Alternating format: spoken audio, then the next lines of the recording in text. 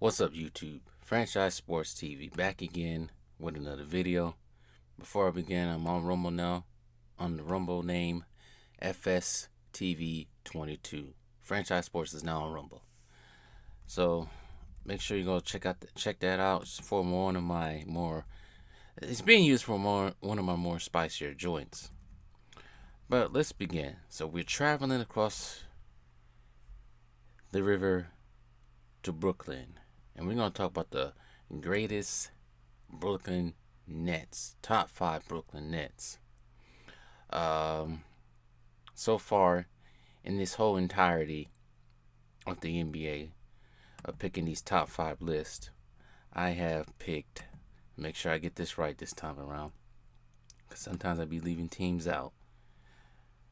So this time around, in another edition, I have picked recently the New York Knicks, the Milwaukee Bucks, the Charlotte Hornets, the Miami Heat, the Orlando Magic, the Denver Nuggets, the Los Angeles Lakers, Phoenix Suns, Houston Rockets, and San Antonio Spurs. So, like I said, the Nets was going to be a little bit difficult. Another ABA team. I got one more with the Pacers next. But, like I said, when I pick these players, they go by what they have done for the team, for the organization. Also, what they have done individually as a player as well. And, of course, this is all my opinion. This is not the Bible, so here we go. For the number... Hold up right quick. Hold up. Pause right quick. I'll be right back. Alright, I'm back. Yeah, before I started talking, all of a sudden my mic's boomstick almost came apart. I don't know why. But anyway, starting at center for the Brooklyn Nets is Brook Lopez. And some people have been like, Brook Lopez. And I try to think of go through all the history of the Nets, all the way back to the ABA days. But Brook Lopez, you had to look at Brook Lopez's resume right quick, because he was drafted. I'm going through Brook Lopez's career so far. We know he's most notable for his time in Milwaukee so far currently. I cannot talk today. But for the Brooklyn Nets, he was drafted by the Brooklyn Nets 10th overall in the 2008 draft. First round, out of Stanford, University of Stanford. He's a Cali boy.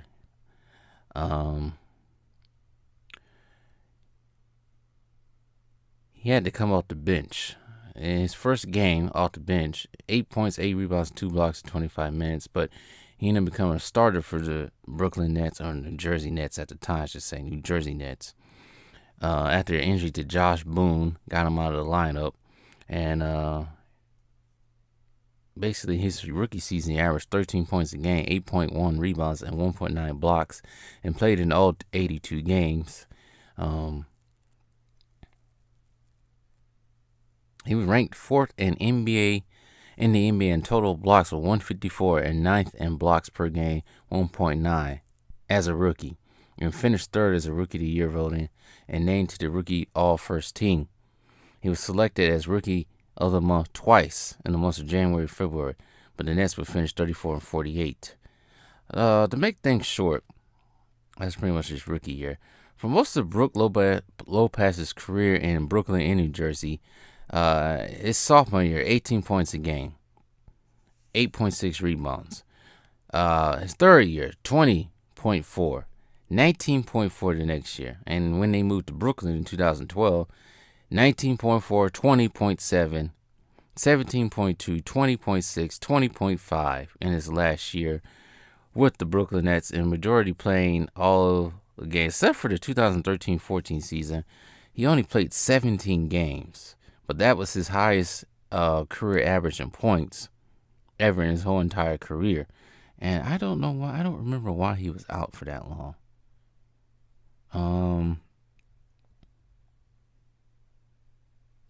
Let's see here.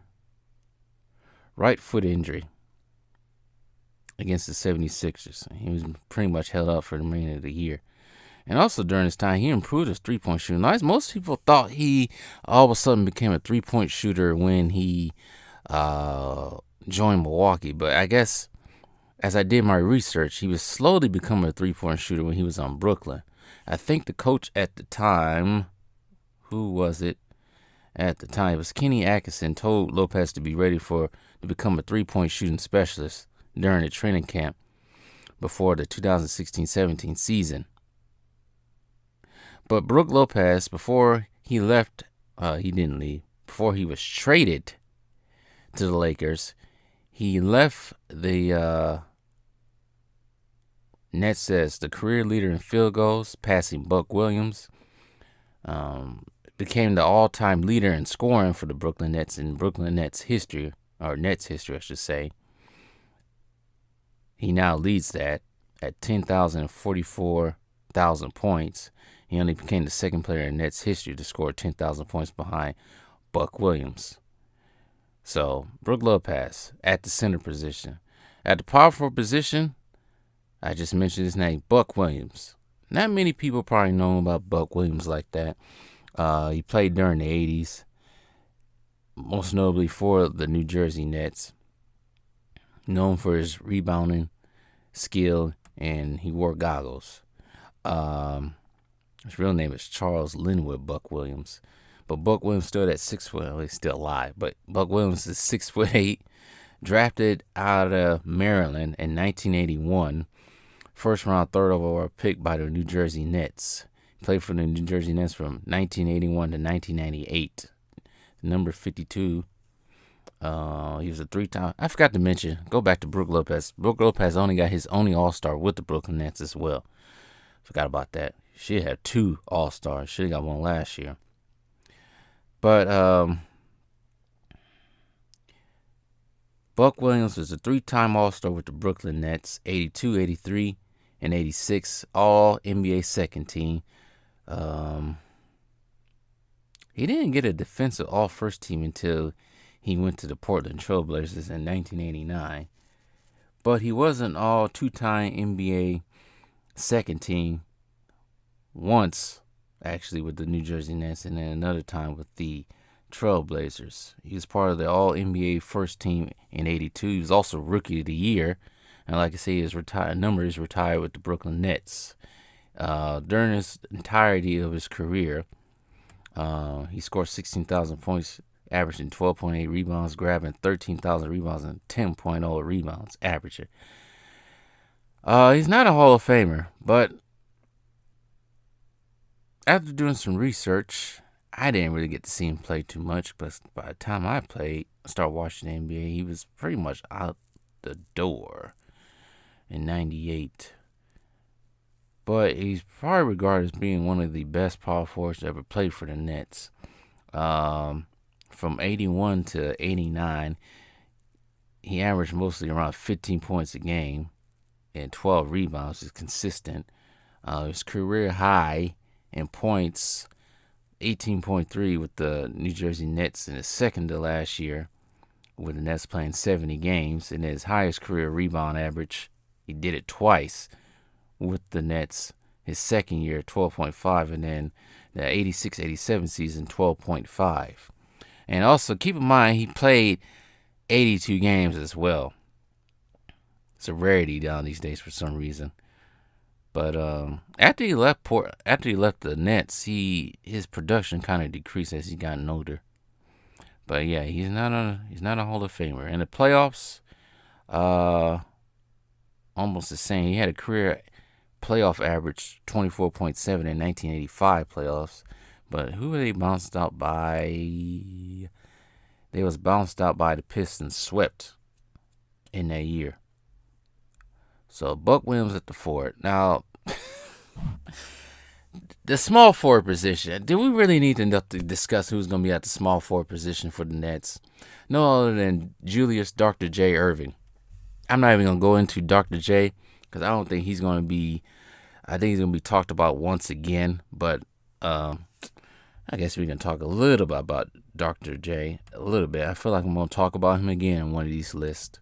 So I'm going to talk briefly. I think we all know how great Dr. J was. But Dr. J's is most notable with his time with the Sixers and with the Nets as well. We all know his career started with the ABA. Actually, not with the ABA. It started with the ABA, but he was drafted by the Milwaukee Bucks in 1972. When did the ABA fold? Never mind. But yeah, he was drafted by the Milwaukee Bucks, but he ended up playing with the Virginia Squires. Man. I was just thinking, imagine if he would have actually played on the Milwaukee Bucks. They actually been decent with Kareem. Maybe. Who knows? But yeah, if you know the history of how the NBA rules are, at the time they did not allow teams to draft players who were fewer than 4 years removed from high school. The NBA instituted a hardship rule that allowed players to leave college early, and Julius Erving took advantage of that rule, and he left the University of Massachusetts after his junior year to sign a 4-year deal worth $500K to over 7 years with the Virginia Squires. But he ended up going to the Nets for sorry, voice is getting dry. But he ended up going to the Nets because the Virginia Squires were on bad terms financially, and he signed Erving signed an 8-year deal, cheaper than what he got with the Squires. But yeah, Erving went on to lead the Nets to the first NBA title in 1973-1974, defeating the Utah Stars. And pretty much we know how famous Dr. J became after that. But I'm going to talk about him a little bit more when we get to the 76ers, because I think you guys already know what that's going to. But with the the New York Nets, New Jersey Nets, whatever you want to call them, in 14 games, that's the first season with them. Oh, I'm looking at playoffs. Never mind. Sorry. 84 games, because they did play 84 games in the ABA. He averaged 27.4 points a game. That was his first year on the New York Nets. The 1974-75 season, 27.9. And his last season with the New York Nets before he was shipped off to Philly and played in the NBA, he averaged 29.3 in the 84 games, averaging 38 minutes per game. Jeez, I thought Kobe was playing a lot in his last few years. But he also grabbed 11 rebounds. Dr. J also grabbed a lot of rebounds, which didn't translate. Well, I wouldn't say it didn't translate, but when he was in the ABA, he was a rebounding machine. But when he got to the NBA, his rebounding average decreased by 3 rebounds. But Dr. J, best small forward to ever play for the Nets. Now, the shooting guard and point guard positions was hard to figure out. It was hard to figure out, but I came down to the conclusion of who they should be. And some people might not agree. Like I said, it's my opinion. Some other people might say some other players. But at the shooting guard position for the Nets, I picked Vince Carter. I just did a video on Vince Carter not too long ago saying he should be a Hall of Famer. But Vince Carter played 5 seasons with the New Jersey Nets. And he had the New Jersey Nets in the playoffs as well. During this time with New Jersey, I think I only played 82 games once and played 80 games once in his last year there. But every season with the New Jersey Nets, he was basically the star along with Jason Kidd as well, averaging 27.5 in his first year, 24.2, 25.2 play all 82 games. Next season, he went down 21.3, and then he went down once again 20.8. But he also had his career high in rebounds and assists with the New Jersey Nets. The 06-07 season, he averaged 6.0 rebounds, his highest, and he repeated it again the next season. But that same season, the 07-08 season, he averaged 5.1 in assists, a career high for him. But those New Jersey teams weren't. They just couldn't get over the top. They kept running into teams like the Cleveland and Miami Heat and all sorts of stuff. But I got to put Vince Carter at the shooting guard position. Now, the point guard position, I thought about it. I said, why is it so hard to pick a point guard? Then I thought about it. I was like, oh my goodness, how did I forget that he even played on this team? And that has to be the very one, Jason Kidd. Jason Kidd, as we all know, was not drafted by the Nets. He was drafted by hopefully my memory serves me right. Yeah, he was drafted by the Dallas Mavericks. I don't know why I keep thinking he's drafted by the Suns. That's how I was introduced to Jason Kidd. He was already on the Suns by that time. I started watching basketball like that. But like I said, we all know Jason Kidd was drafted by the Dallas Mavericks in '94, first round, second overall pick. After his tenure with the Suns, he was traded for Stephon Marbury, Johnny Newman, and Somalia Samaki. I think that's how you pronounce his name. And they put that team around him, New Jersey, because at this time they just got Kenyon Martin in the draft, Kerry Kittles, and Keith Van Horn, along with Richard Jefferson, Jason Collins, Brandon Armstrong. And they put his first year with the New Jersey Nets, Jason Kidd, he led the team to a 52-30 finish, 26 game overall improvement from the previous season. And he also was responsible for leading the team to his first 50-win season in franchise NBA history. And he was voted to the All-NBA first team that year and finished second behind Tim Duncan MVP voting. Much critics of Tim Duncan winning that MVP said Kidd should have won it. But it is what it is. The Nets will get to the finals for the first time in that same season, beating the Indiana Pacers, Charlotte Hornets. Who did they play the third round? Boston Celtics. That's who they played. The Boston Celtics. But they will lose in 4 to the Lakers, led by Shaq and Kobe, the last of their championships together. But New Jersey, the next season, they would finish 49-33 and reached the finals again. And that was Kidd's highest scoring season, 18.7. Led the league in assists at 8.9. He got to the second NBA team, all NBA second team.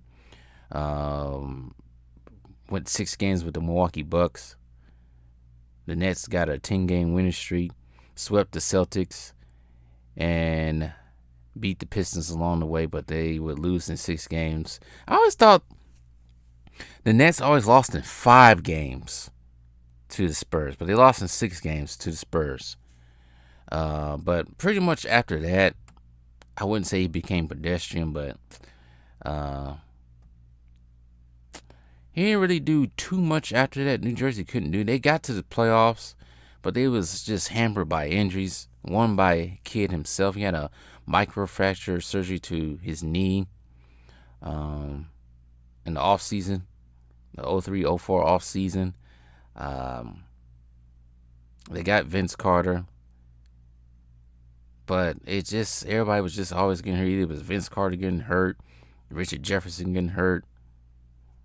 They just couldn't get past, like I said, they couldn't get past the Heat or the Cleveland Cavaliers or anything like that. But in all his years with the New Jersey Nets from 2002 to 2007, Jason Kidd was a perennial player, averaging 19 points his first year. Oh, I did that again. Sorry.